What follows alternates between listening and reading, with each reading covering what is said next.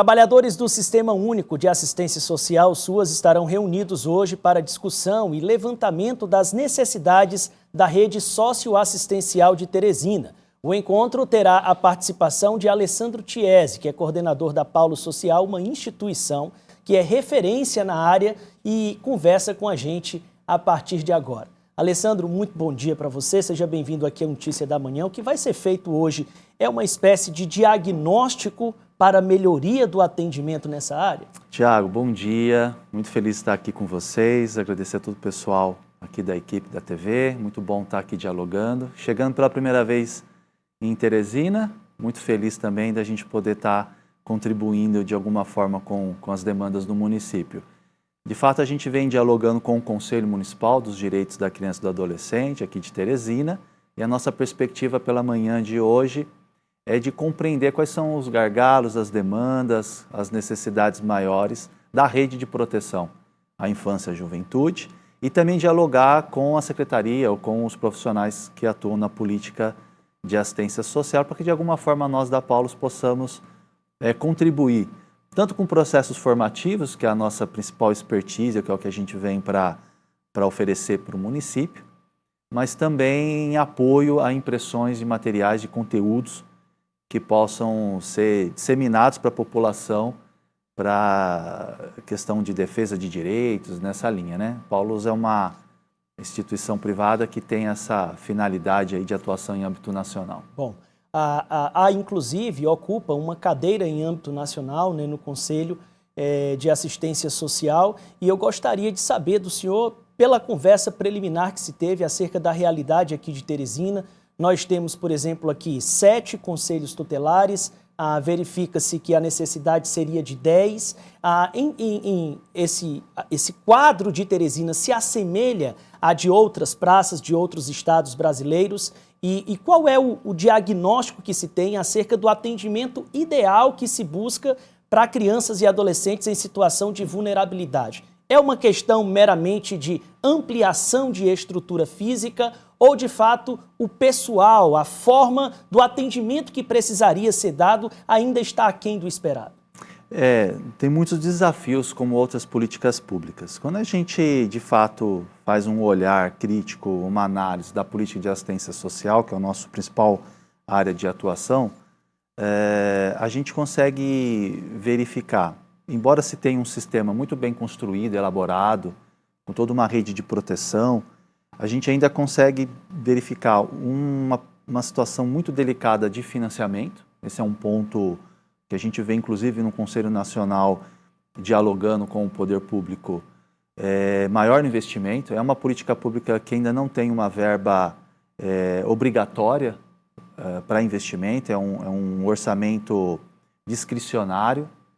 Então, isso sobrecarrega. Repassa o que se quer. Porque você vai para a educação, você vai para a saúde, você vai para outras políticas públicas. Tem a cota lá estabelecida. E tem cota estabelecida e a assistência social ainda não tem. Há uma PEC que está tramitando no Congresso já há muitos anos, mas ainda não se avança nesse sentido. Então, a gente consegue analisar uma sobrecarga nos municípios para manter o sistema funcionando.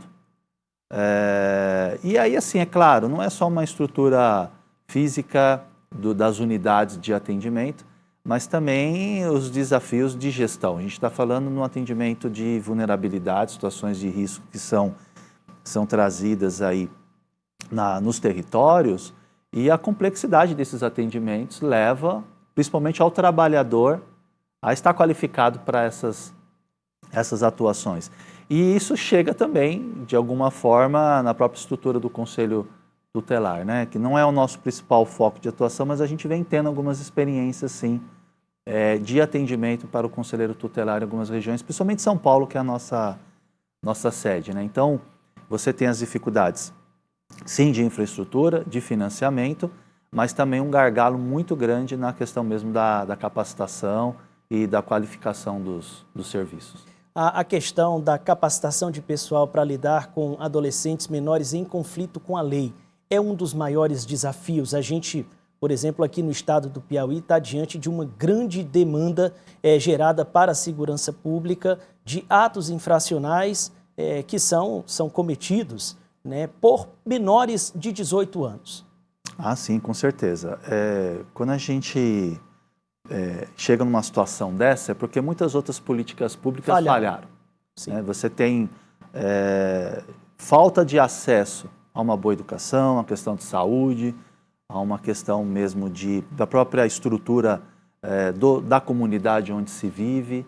Então é uma discussão bem complexa, né, Tiago, para a gente fazer aqui, que chega, claro, não tirando as responsabilidades dos atos que as pessoas fazem na sociedade, mas a gente sabe que é complexo, não dá para a gente fazer um julgamento ou a gente trazer uma concepção que apenas o sujeito ele é responsável pelo aquilo que ele faz. Então, o ideal era que se houvesse possibilidades na nossa estrutura de sociedade para que não houvesse essas situações de violência que é dada para os nossos jovens, né, para chegar nessa situação. As famílias estão falhando? Eu creio que não é uma questão apenas da família. Eu creio que seja uma situação muito mais estrutural de sociedade, esse nosso sistema perverso capitalista que nós vivemos. Falta de acesso, falta daquilo que é básico para um cidadão poder se desenvolver, falta de possibilidades outras para o desenvolvimento humano. E aí as situações elas são exponenciadas. A gente vê aí o sistema carcerário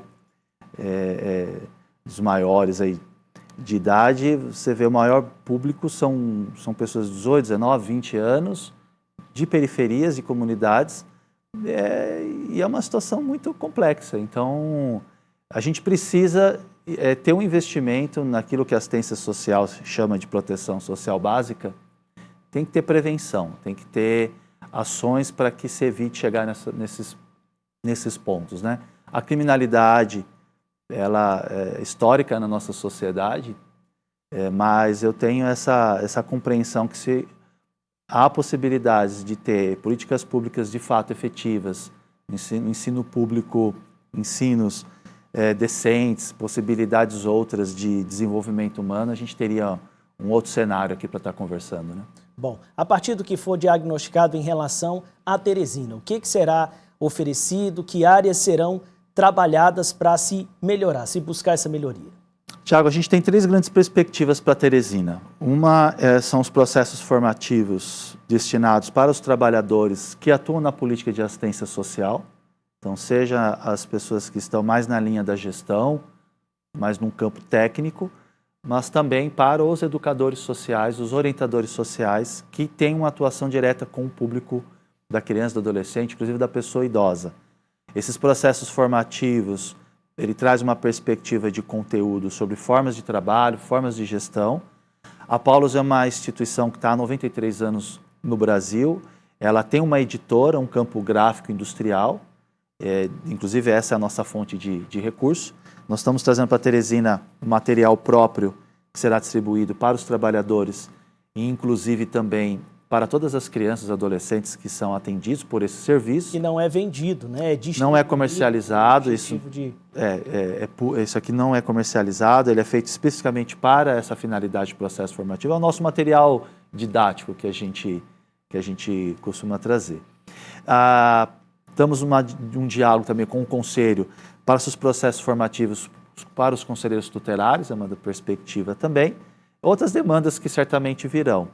E estamos ofertando para Teresina a possibilidade do nosso campo gráfico, que fica lá no estado de São Paulo, para impressões de materiais que sejam de relevância para a gente disseminar direitos, disseminar conhecimentos, conteúdos para a rede de proteção social aqui da cidade. E a ideia não é vir aqui em Teresina só esse ano desenvolver um trabalho e ir embora, né? A nossa perspectiva é que a gente tenha aí futuro próximo um acordo de cooperação com os órgãos aqui para que a gente tenha uma atuação longínqua, né? Alguns anos aqui de trabalho. Eu quero agradecer ao senhor pelas informações que trouxe aqui ao Notícia da Manhã. Muito obrigado, Tiago, a todos que estão nos assistindo. Bom dia.